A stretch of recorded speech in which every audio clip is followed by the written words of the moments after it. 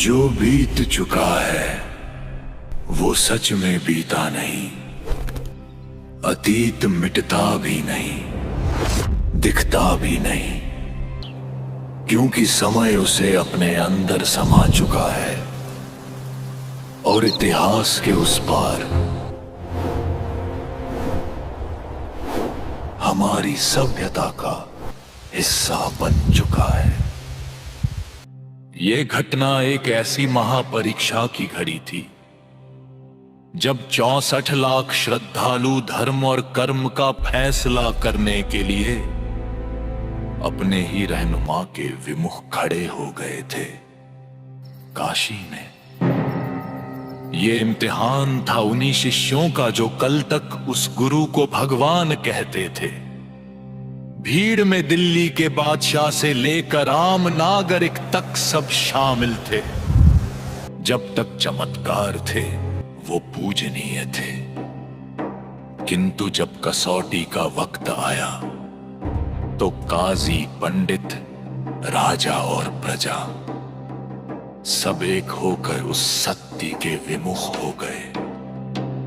परमात्मा के उन हाथों में हथकड़ियां डाली गईं जो संपूर्ण सृष्टि के संचालक थे। 8 पहर तक तोपें गरजती रहीं, मारने के प्रयास होते रहे। उस अविनाशी को मिटाने के लिए मृत्यु ने अपना पूरा जोर लगा दिया। सत्य बहुरंगी होता है, मिथ्या 1000 करवटें लेती है। जब तक कष्ट दूर होते रहे तब तक आस्था निश्चिंत बनी रही, और जिस क्षण इम्तिहान की घड़ी आई उनका विश्वास लोकलाज और संदेह के बीच डगमगा गया।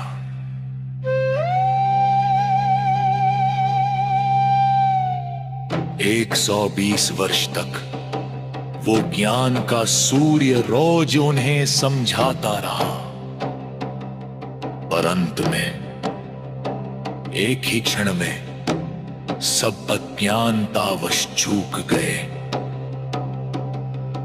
हम आज भी धर्म और कर्म के उसी दौर में जी रहे हैं। हमारे पांव अभी परीक्षा से निकले नहीं।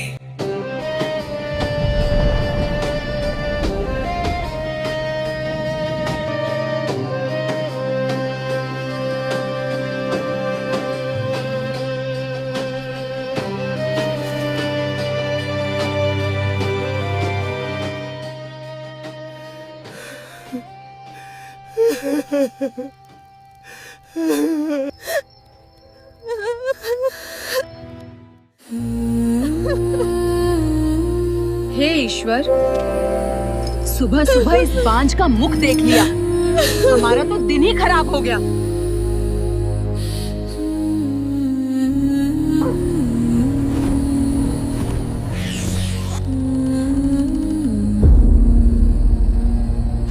उस दौर में इंसान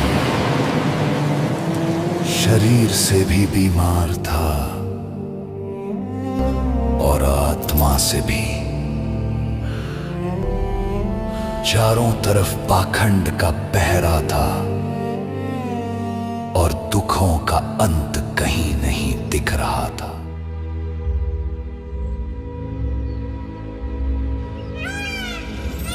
यदा यदा हि धर्मस्य ग्लानिर्भवति भारत अभ्युत्थानमधर्मस्य तदात्मानं सृजाम्यहम् परित्राणाय साधूनां विनाशाय च दुष्कृतां धर्म संस्थापनार्थाय सम्भवामि युगे युगे।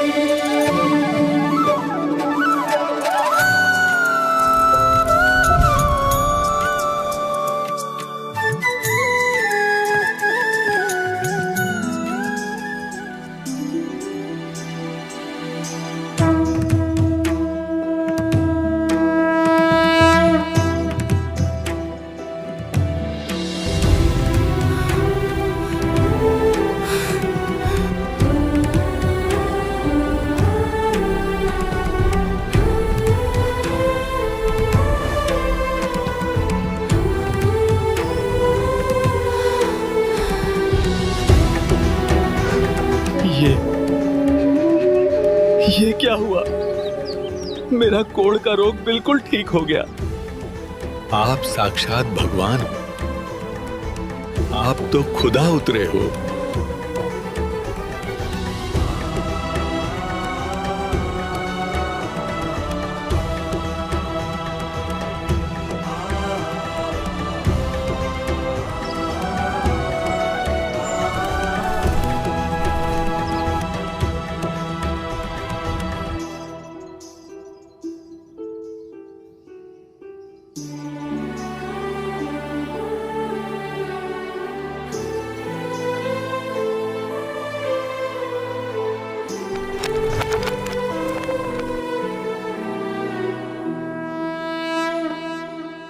वो मालिक होकर भी बुनकर की लीला कर रहे थे। सुबह ताना बुनते और शाम को घर घर जाकर सत्य का मार्ग बताते। जिस किसी ने द्वार खटखटाया उनका दामन खुशियों से भर दिया।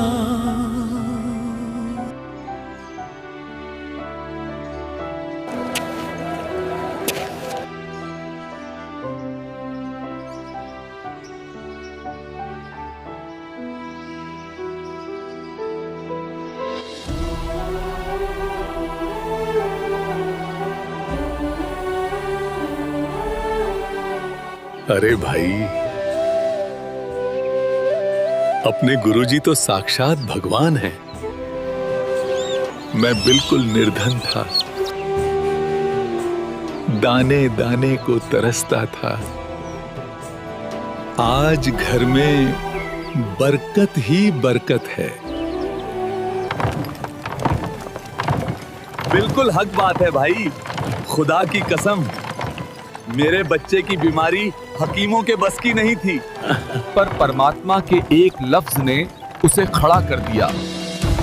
वो तो मुर्दों में जान डाल देते हैं। सुना है सिकंदर लोधी का वो रोग भी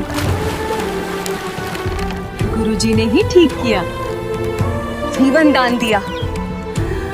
साक्षात मालिक आए हैं इस संसार में।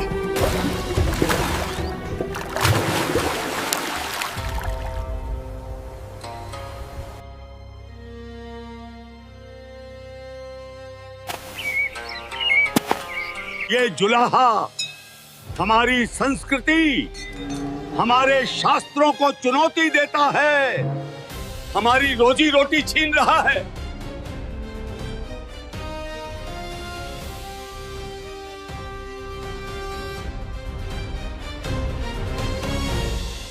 इसकी शोहरत का तूफान रोकना होगा, वरना लोग हमें पूछना बंद कर देंगे।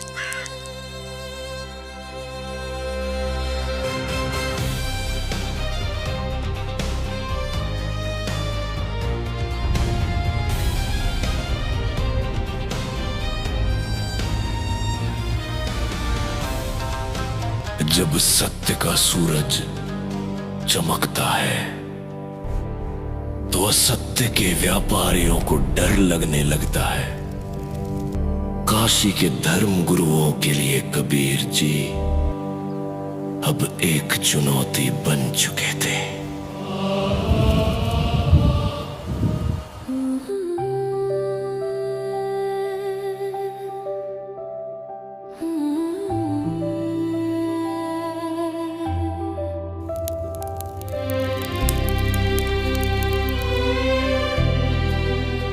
सद्गुरु कबीर भगवान की जय। बंदी छोड़ की जय।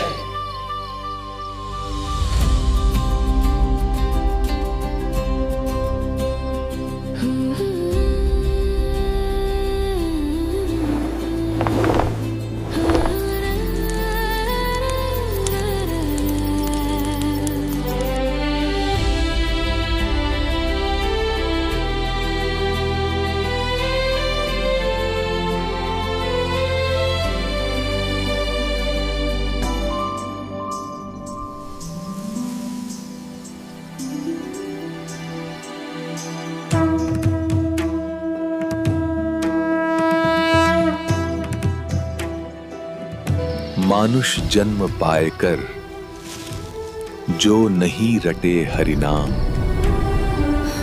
जैसे कुआं जल बिना बनवाया किस काम।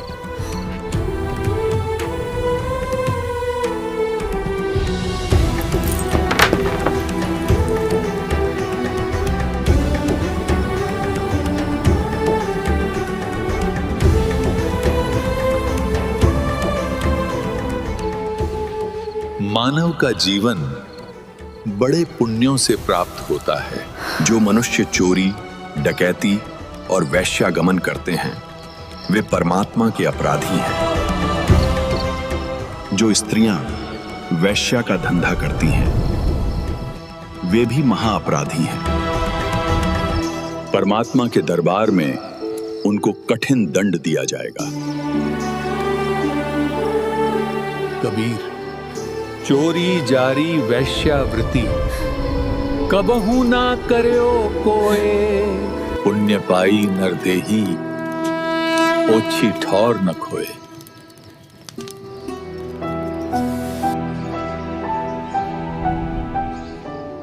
मैंने तो सारी उम्र जुल्म ही जुल्म कर लिए, अब मेरा क्या होगा? मैंने तो जीवन खराब कर लिया, ये अनमोल जीवन। कितनी कीमत बताई इस संत ने।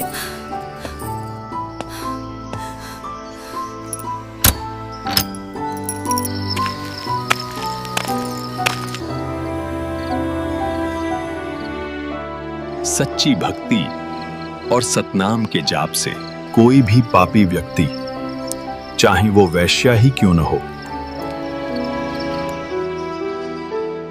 पापों से मुक्ति पाकर मोक्ष प्राप्त कर सकता है।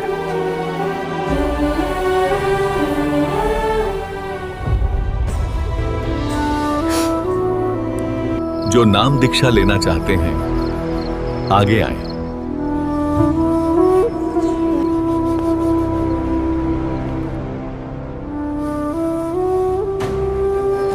अरे ये तो वैश्या आ गई।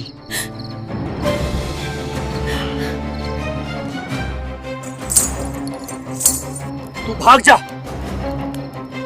यहां से निकल जा, तू बदनाम औरत है। क्या बात है बच्चों?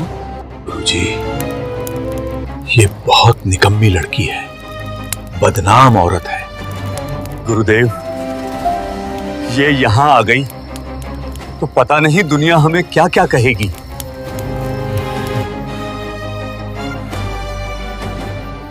बैठ जा बेटा, आने दो उसे।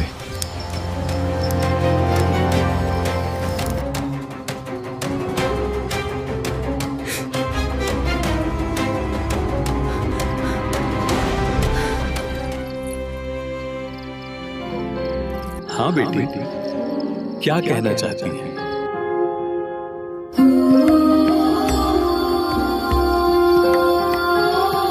हे परमेश्वर, आज मैंने आपका सत्संग सुना। 40 वर्ष में पहली बार ये आत्म कल्याण के वचन सुनने को मिले हैं। अब मेरे पास दो ही विकल्प हैं, या तो मेरा कल्याण हो या मैं अपने प्राण त्याग दूं। मैं वैश्या हूं महाराज जी, और ये सामने मेरा मकान है। बेटा, नौका का स्वभाव होता है दरिया से पार करने का। उसमें फूस रखो या पत्थर, अर्थात हल्का पदार्थ रखो या भारी रखो, बेटा वो पार कर दिया करता है। हमारे पास एक ऐसा नाम रूपी मंत्र है, उस नौका में आपको बैठा देंगे, पार हो जाओगे। यानी कितना ही मैला कपड़ा हो, साबुन और जल के योग से साफ हो जाता है। और बेटी, आत्महत्या करना महापाप है। भक्ति करने से सर्व पाप परमात्मा नाश कर देता है। आप मेरे से उपदेश लेकर साधना करो। और भविष्य में पापों से बचकर रहना। गुरुदेव, आज से आपकी ये बेटी मर जाएगी पर गलत काम नहीं करेगी। मुझे अपनी शरण में ले लीजिए।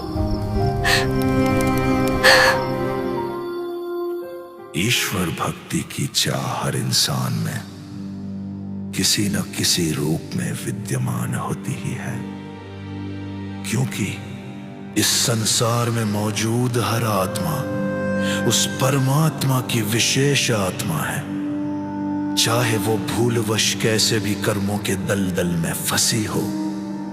ठीक इसी तरह जैसे ही वैश्या के नाम से मशहूर इस लड़की के कानों में परमात्मा कबीर जी के अमृतमयी वचन पड़े उसी शुभ दिन उसकी जिंदगी की राह पूरी तरह बदल गई। अपनी पूरी जिंदगी में किए कर्मों के बारे में सोचकर ही उसका दिल दहल गया और एकाएक पश्चाताप के आंसू उसकी आंखों से निकल पड़े। एक ही झटके में उसकी पूरी दुनिया बदल गई। जिंदगी जीने के मायने बदल गए। आसपास के लोग हालांकि अब भी उसे उसी घृणित दृष्टि से देखकर गुजर जाते।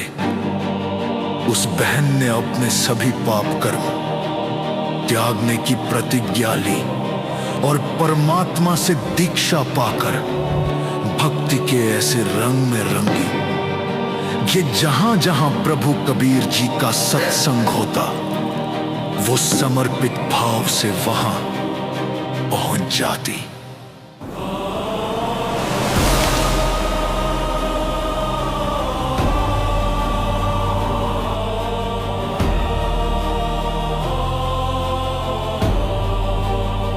हे भगवान, इस पाप की संपत्ति का क्या करूं?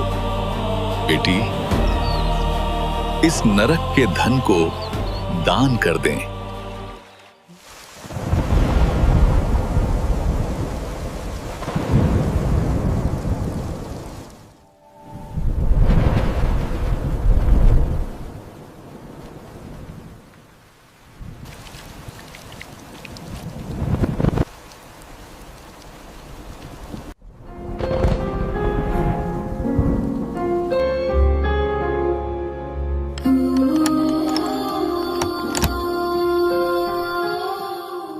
यदि सर्व धन दान कर दिया तो खाऊंगी क्या?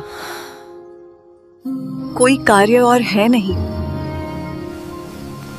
जीवन कैसे चलेगा?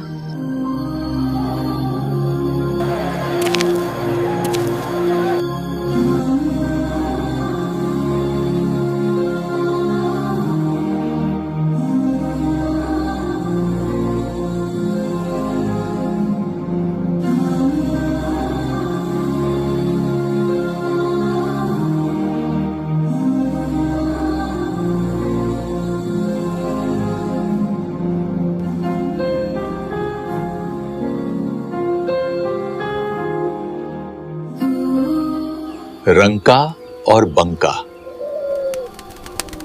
वे पुण्यात्माएं थी जिन्होंने गरीबी की पराकाष्ठा में भी अपना ईमान नहीं बेचा। वे परमात्मा के लिए पूरी तरह समर्पित थे। जब घर में दाना नहीं होता था तो वे भूखे सो जाते थे, पर मालिक से कभी विमुख नहीं हुए।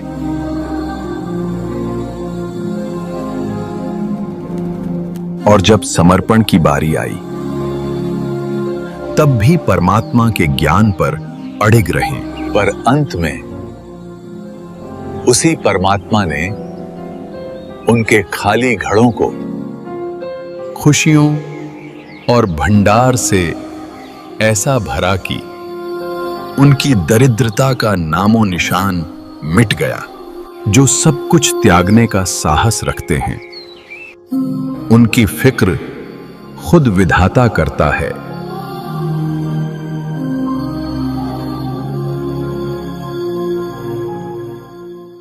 उपरोक्त कथा प्रसंग सुनकर भक्तमती चंपाकली के मन का भय समाप्त हो गया और उसने सर्व संपत्ति तथा धन परमात्मा कबीर गुरु जी को समर्पित कर दिया।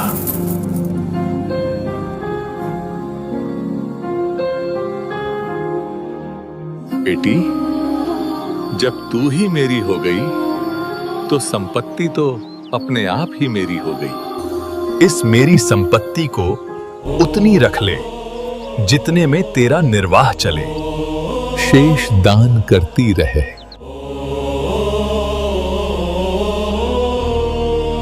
भक्तमती चंपाकली ने वैसा ही किया, मकान रख लिया और अधिकतर रुपए गुरु जी की आज्ञानुसार भोजन भंडारे में दान कर दिए।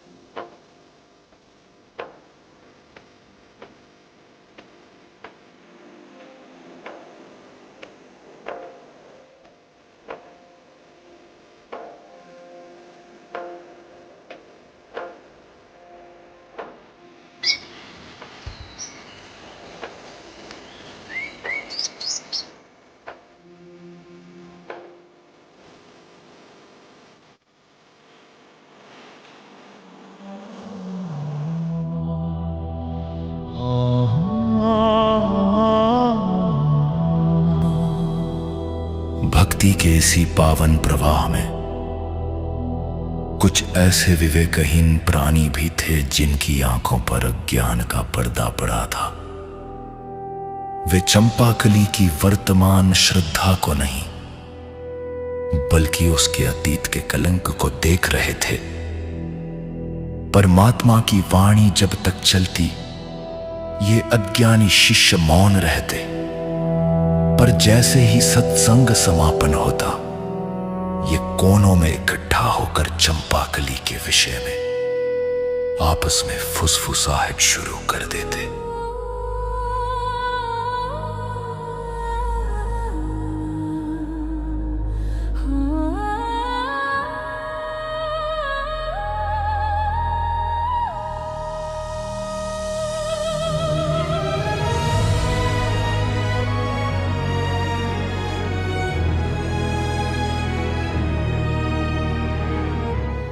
भाई, बात अच्छी नहीं।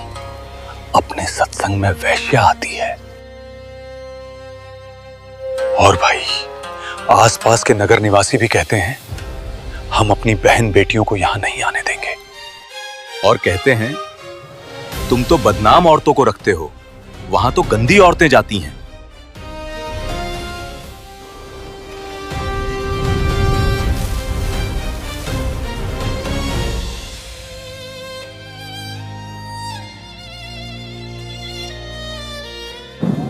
ए लड़की, तेरे कारण गुरुजी की बदनामी हो रही है।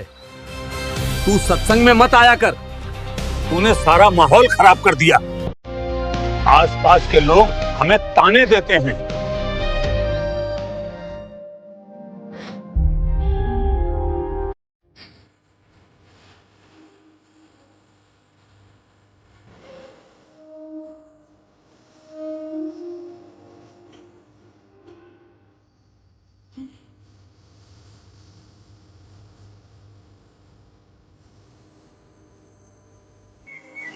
हे गुरुदेव, अब मैं कहाँ जाऊं? मुझे रास्ता बताओ प्रभु। क्या बात है बेटी? यहाँ सत्संग में आती हूँ तो भक्तजन मुझे आने से रोकते हैं, परेशान करते हैं। आप सत्संग में प्रतिदिन आया करो।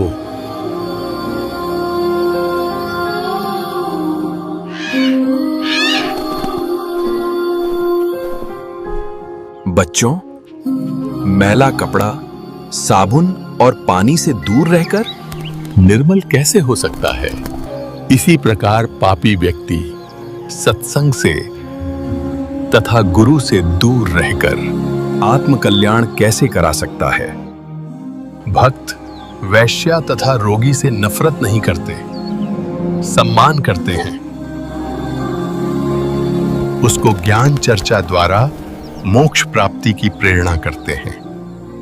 कुष्टि होवे संत बंदगी कीजिए, हो वैश्या के विश्वास चरण चित्त दीजिए।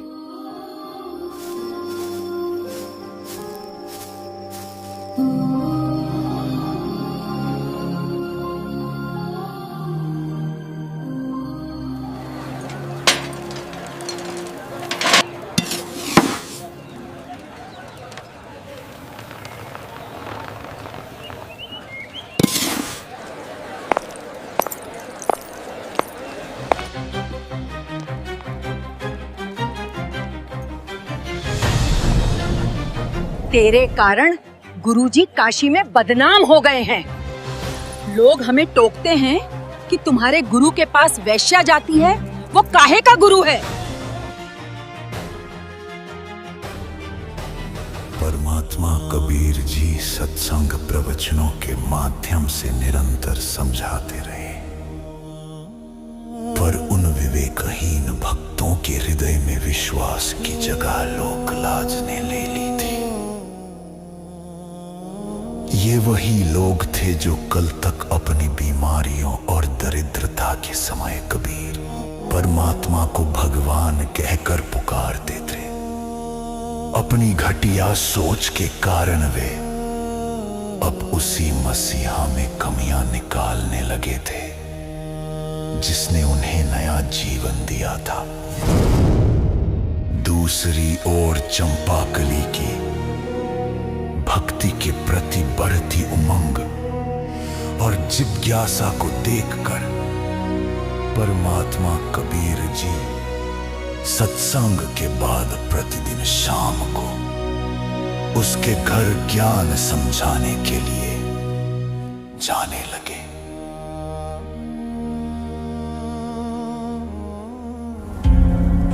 बेटा, ये भगवान का मार्ग है। दुनिया कुछ भी कहे, अपना भक्ति कर। भाई, महाराज जी का तो बुढ़ापे में दिमाग खराब हो गया। अब तो वैश्या के घर जाने लगे हैं। ये तो बहुत गलत हो गया।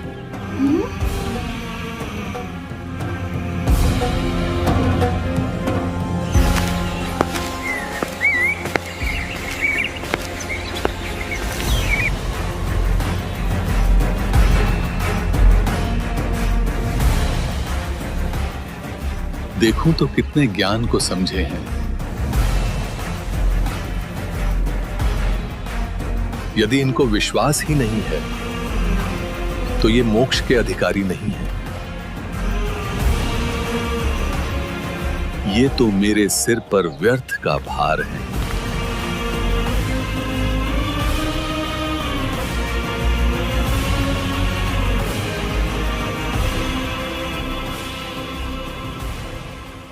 रविदास जी,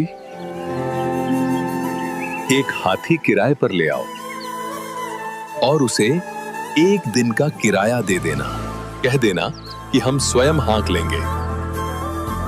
आप खुद ही पीलवान बन जाना।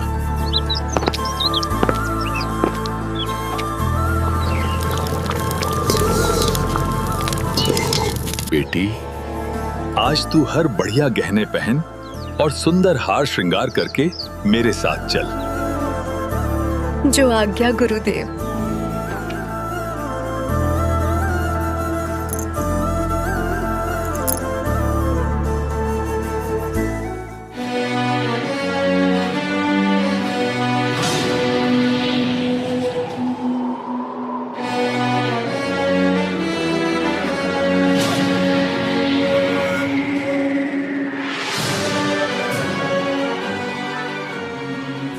निर्गणका के शरण चले ऐसी सी भरी शराब, गरीबदास पुष्पोरी में झूला गया खराब।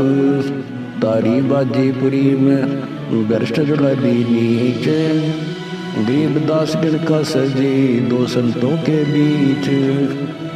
गावत बैन बिलास पद गंगाधर पीवंत, गरीबदास विवल वे मतवाले गोवंत। बड़वा बड़वा सब कहे कोई न जाने खोज, दास गरीब कबीर करन बट सिर का बोझ। देखो गण का संग लई कहते कौन छतीस, गरीबदास इस चुल्लदी का दर्शन आन हदीस।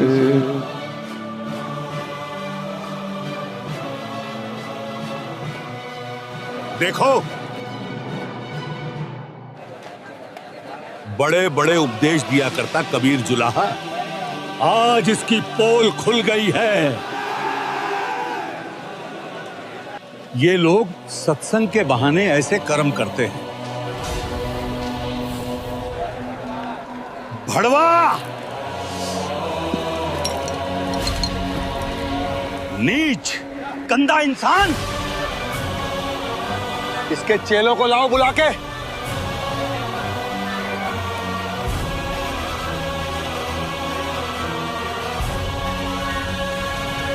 देखो तुम्हारे परमात्मा की करतूत।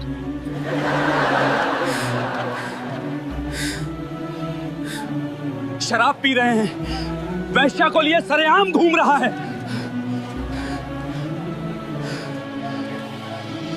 तुम इसे भगवान माना करते थे।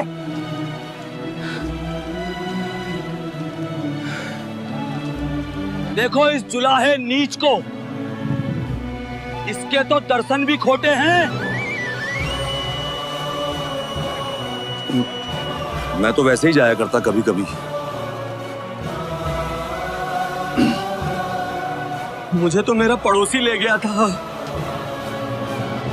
ये मेरा गुरु नहीं है।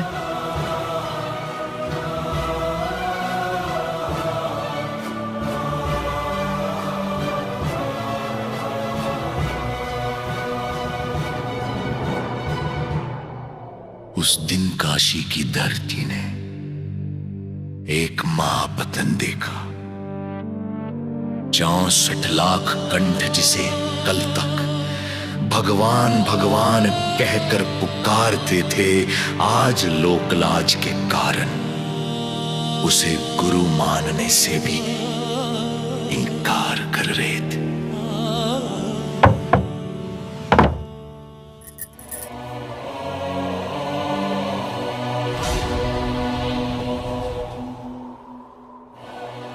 देखो देखो कबीर, नीच जुलाहा वैश्या को साथ लेकर शराब के नशे में मतवाला होकर घूम रहा है।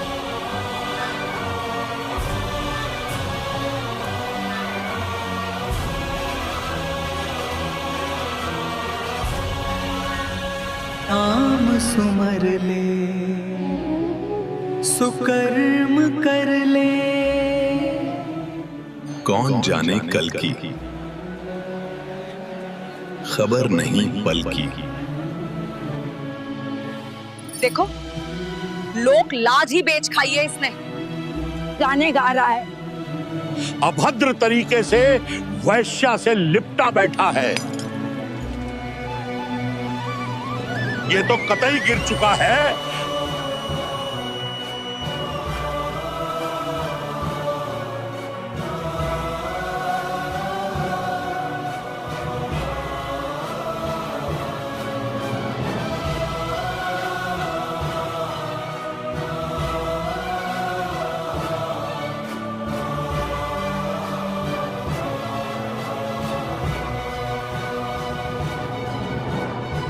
नकली धर्म गुरु जो कल तक कबीर जी की महिमा से जल रहे थे, आज उन्हें पंख लग गए थे।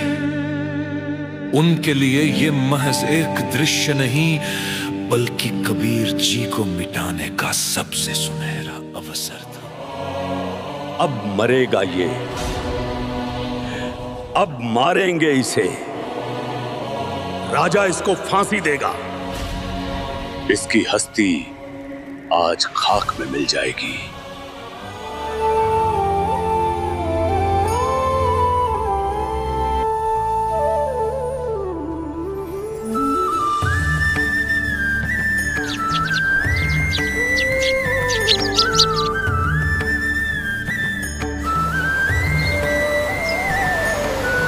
प्रिय आत्माओं, आपने देखा काशी नगर के सब नागरिक मुझे भड़वा यानी व्यभिचारी कहने लगे। हर गली में अपमान के शब्द थे। हर मोड़ पर निंदा की धूल उड़ रही थी। परंतु इस राज को कोई नहीं समझ पा रहा था कि मैं सद्गुरु रूप में जिन 64 लाख शिष्यों को दीक्षा दे चुका था,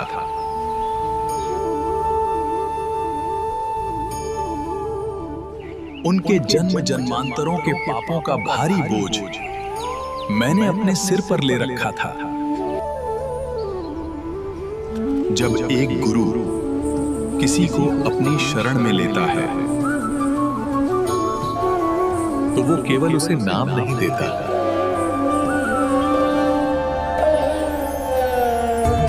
बल्कि उसके कर्मों का सारा भार भी अपने कंधों पर उठा लेता है। शिष्य गुरु की आज्ञा का पालन नहीं कर रहे थे,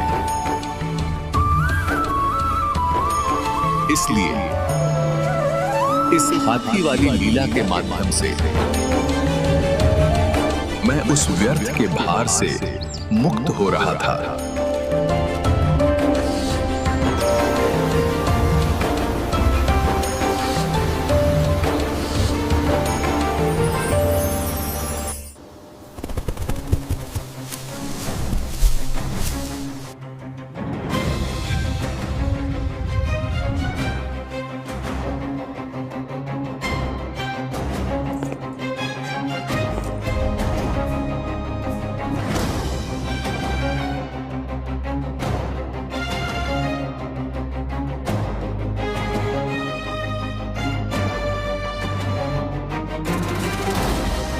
खामोश। जनता की खुशहाली ही मेरा मकसद है। अगर कबीर गुनहगार है तो उसे अभी मौत के घाट उतारा जाएगा। सिपाहियों, पकड़ लाओ उस जुलाहे को।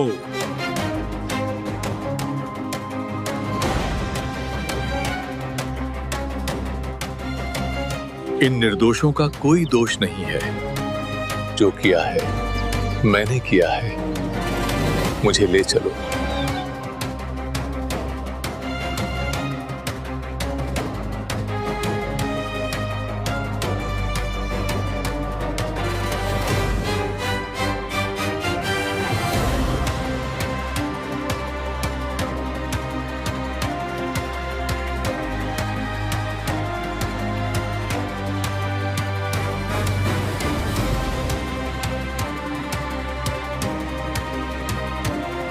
हे कबीर जी, आप इतने नेक विचारों वाले थे। ये क्या कर बैठे आप?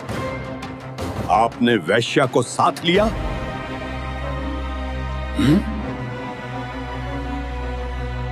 आपका नाम खंडित हो गया।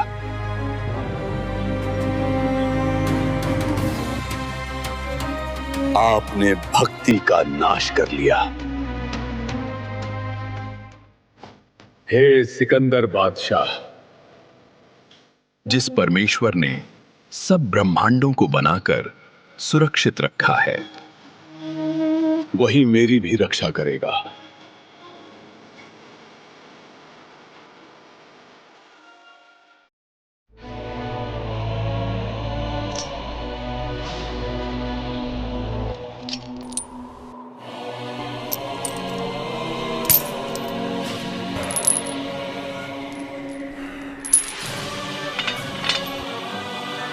सिपाहियों, इसे तुरंत पकड़कर गंगा में डुबोकर खत्म कर दिया जाए।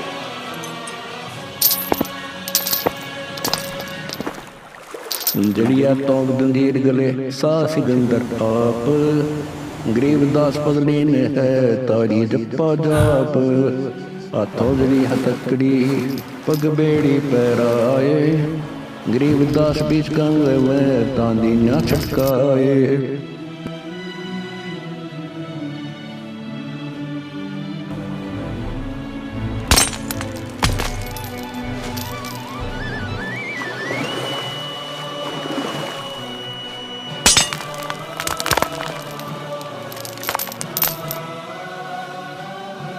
जड़ गए तोप दजीरे सब लगे किनारे आए गरीबदास देखे खलक शोका जीवत सा है।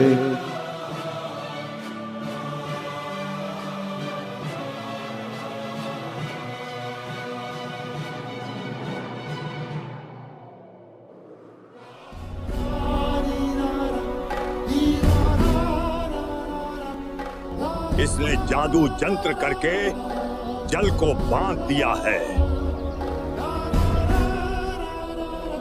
इस कारण से नहीं डूब रहा बादशाह।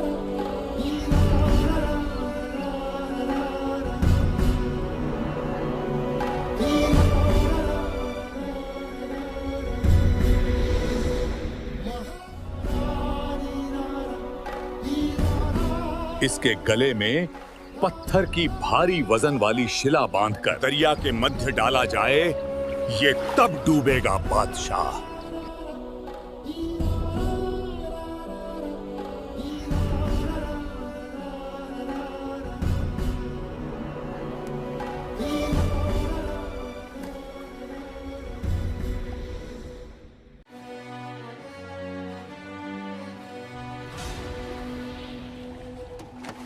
शिला दरी जगनावे में बांधी गले कबीर गरीबदास पंथ टूट गए ना डूबे गए नीर।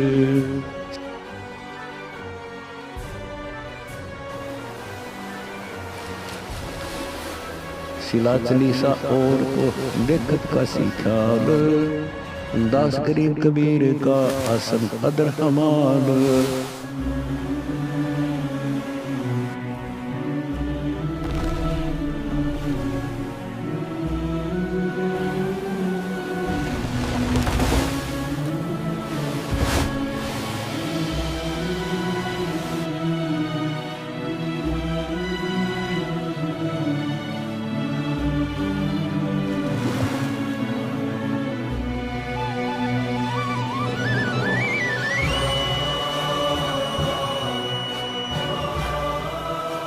तीर मारकर इसका अंत कर दो।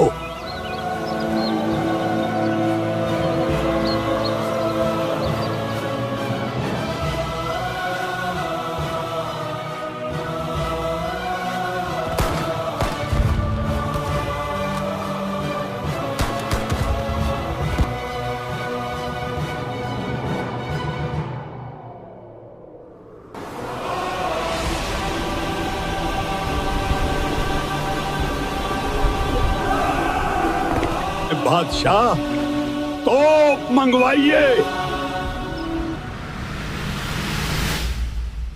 अविनाशी को मारने का प्रयास अज्ञानता की इससे बड़ी पराकाष्ठा और क्या होगी।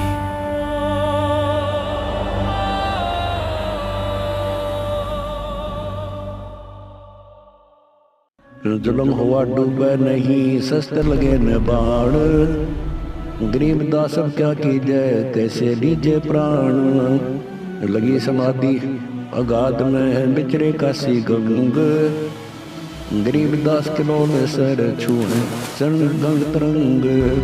चार पैर गोले बगे दमी मृत मैदान गरीबदास पोकर सूखे रहे कबीर अमान।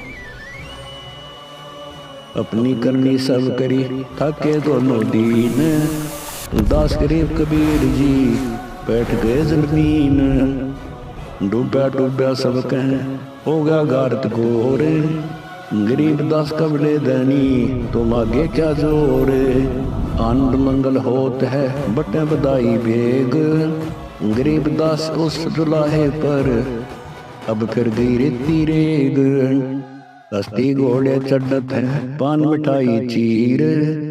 गरीबदास का से खुश बूढ़े गंग कबीर, जाओ घर दास के इलकारे हजूर। गरीबदास खुशियां को कईयों नहीं कसूर। भी पूछेंगे जाकर कहाँ है तेरा भगवान रविदास।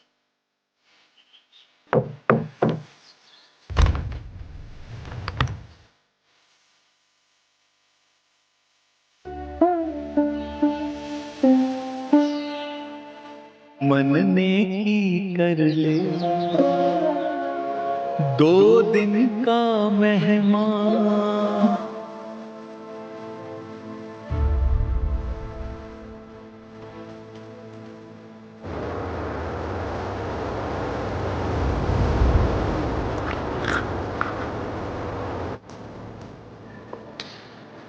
बादशाह, वो कबीर रविदास के घर बैठा है।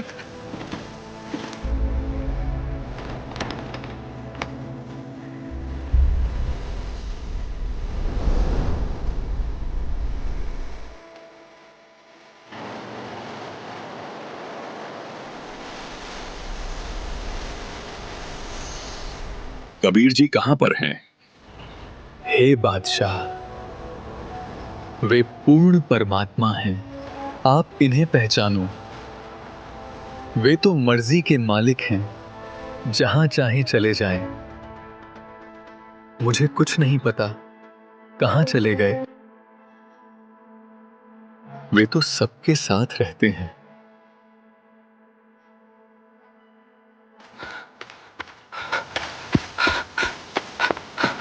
कबीर जी तो गंगा में बैठे भक्ति कर रहे हैं।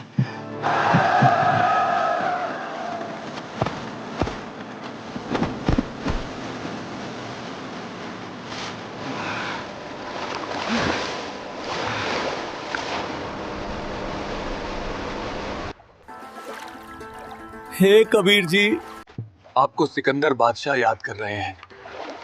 आप चलिए।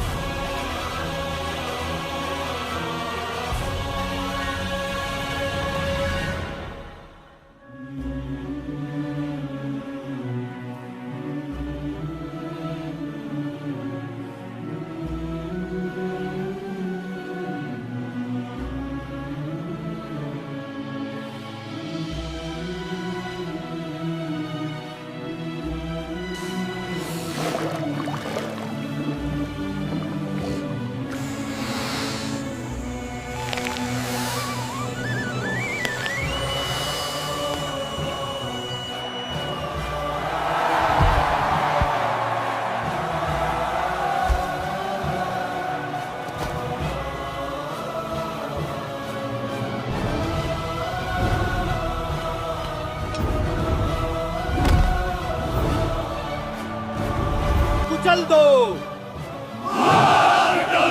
कुचल दो, कुचल दो, सजा दो इसे। हाथी को आगे बढ़ाओ। पुन्नी हाथी मस्त है पग बांधे जंजीर। गरीबदास डारिया मुसलमान कबीर। सिंह रूप साहेब बागे उल्टे फील। गरीबदास ने समझती या दुनिया खलील, बने केरी सिंह जित चवर शिखर आसमान, गरीबदास हस्ते लख्या दिखे नहीं जहान, कुटे शीश भावतम अंको सिर गरगाप, गरीबदास उठा भागे तारी दीजे थाप, बाले को मारिए चरखी छूटे लाख, गरीबदास ने निकट जाए किरकी देवे लाख, जैसी भक्ति कबीर की ऐसी करे न कोए, गरीबदास कुंदर तके उल्टे भागे रोए, धूम गवे मुंडी धुने सैन्य समझे एक, गरीबदास दिखे नहीं आगे खड़ा अलेख, पीलवान दे क्या तब खड़ा केरी सिंह, गरीबदास आए ता धर्मोला बौरंग, उतरे मौला कबीर अरस्ते भाव भक्ति के हेत, गरीबदास तपसा लखे कबीर पुरस्तन सेत, लीला की कबीर ने दो रूप मरे दी से, दास गरीब कबीर के पास खड़े दिखे जगदीश, जम्बाइया अंगड़ाइया ली कबीर लंबे भय दयाल, गरीबदासा सिकंदर को मानो दर्शा काल,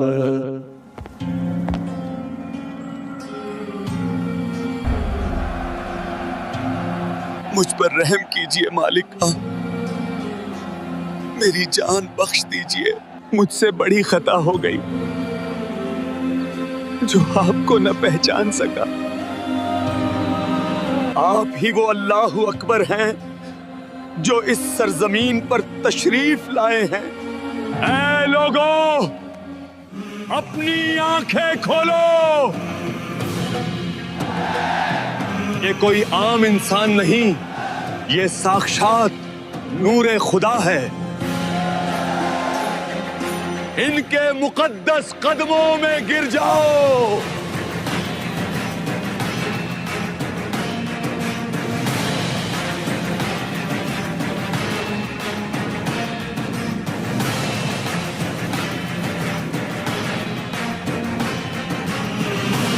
इस जुलाहे ने मंत्र पढ़कर हाथी को खौफजदा कर दिया। हम यहाँ एक पल नहीं रुकेंगे।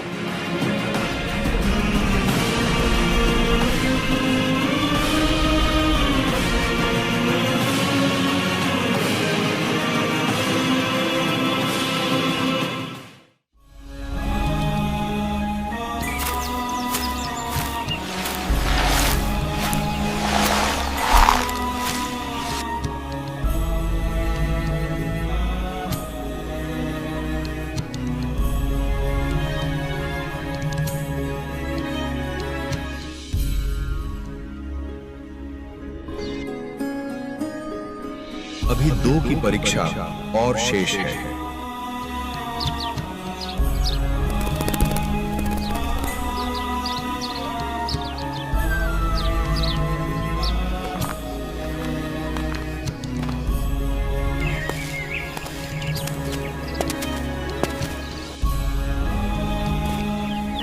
भाई, गलत कर दिया गुरुजी ने तो। क्या कर दिया? तुम ऐसी भाषा कैसे बोल रहे हो? अपनी जुबान संभाल कर बात करो, वरना जीभ कट जाएगी तुम्हारी। महात्मा के बारे में बोलते हुए तुम्हें शर्म नहीं आती? अरे भाई, अगर तुम अपनी आंखों देख लेते तो तुम्हें यकीन होता। विश्वास नहीं है तो आज शाम खुद देख लेना।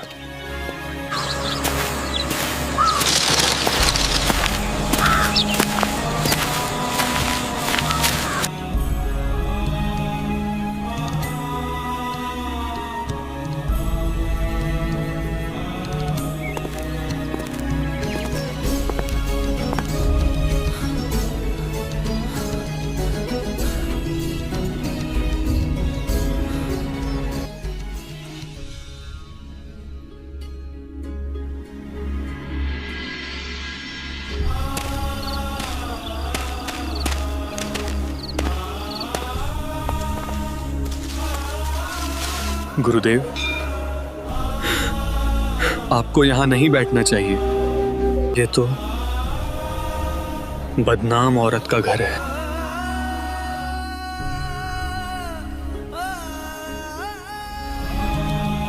ऊंच नीच में हम रहे और ये हाड़ चाम की देह। अर्जुन सर्जुन समझियो, तुम करियो शब्द स्नेह। मुझे तो इस लड़की में और तुम्हारे शरीर में एक जैसा गोबर और गंध दिख रहा है। दोष तुम्हारे भीतर है, इसलिए तुम्हें बाहर दिख रहा है। कितनी बार समझाया था कि इन बकवादों में मत पड़ो, केवल भक्ति पर ध्यान रखो, पर तुम फिर चूक गए। जब तक तुम्हारे दुख दूर होते रहे तब तो मैं अल्लाह का अवतार था, और आज मैं घटिया इंसान हो गया। तुम मुझे अपनी ओछी नजर से देख रहे हो। भाग जाओ यहां से और सुन लो, अब तुम्हारा इस शरीर से मोक्ष नहीं होगा।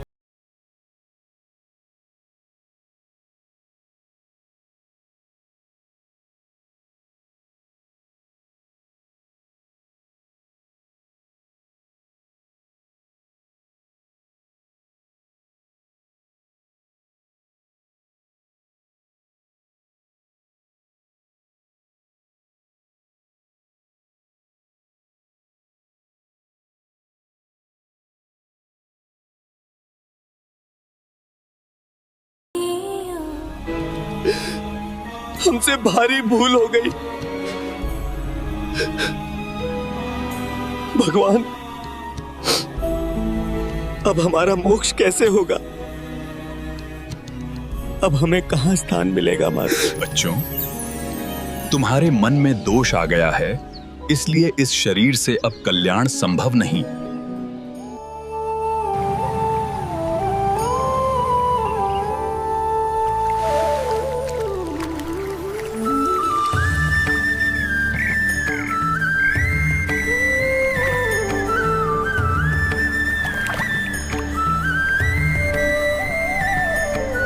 बच्चों, उस समय आप शिक्षित नहीं थे। आपके पास अपने सद्ग्रंथों को पढ़ने और समझने का सामर्थ्य नहीं था। परंतु आज समय बदल चुका है। आज आप शिक्षित हैं। परमपिता परमेश्वर की दया से अब आपके हाथों में आपके पवित्र सद्ग्रंथ हैं, जिन्हें आप स्वयं पढ़ सकते हैं। वर्तमान में मैं फिर से एक नया रूप लेकर आया हूं। अब मत चूकना।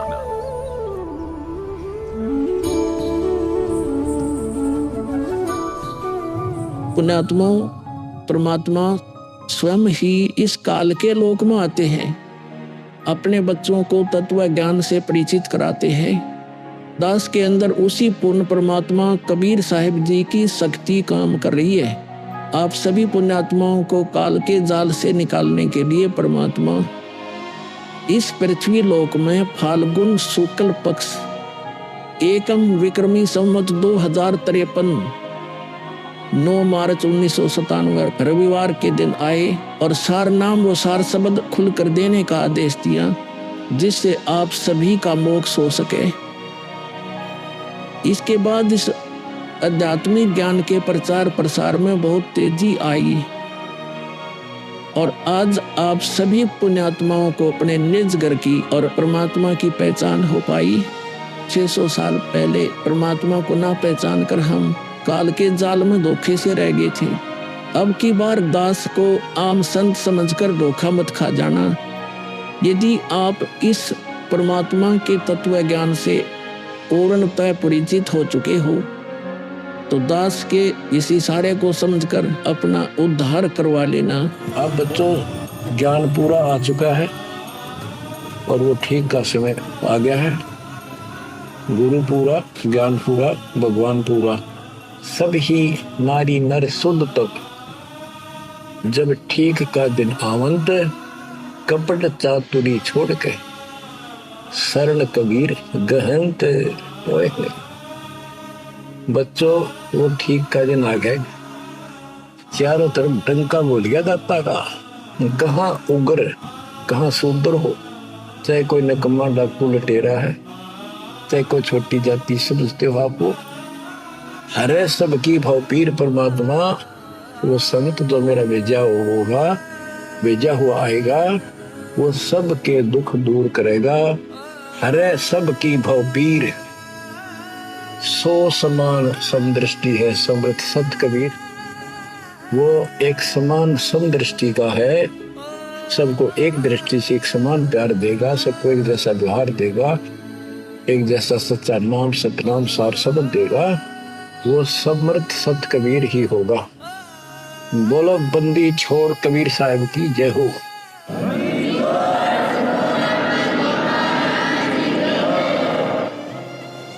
आपके मोक्ष के लिए परमात्मा ने कसर नहीं छोड़ रखी। जो भी संभव व्यवस्था है वो सारी कर दी है। बच्चों तुम भी दया करियो, रहम करियो उस परम पिता पे। बच्चों आने वाली पीढ़ियां आपको भी याद करा करेंगी, वो तो चांद सूरज रहेंगे, आपका नाम रहेगा कि हमारे कौन माता पिता, कौन दादा परदादा दादी इसे अमृत ज्ञान को हमारे कुल में लाए थे।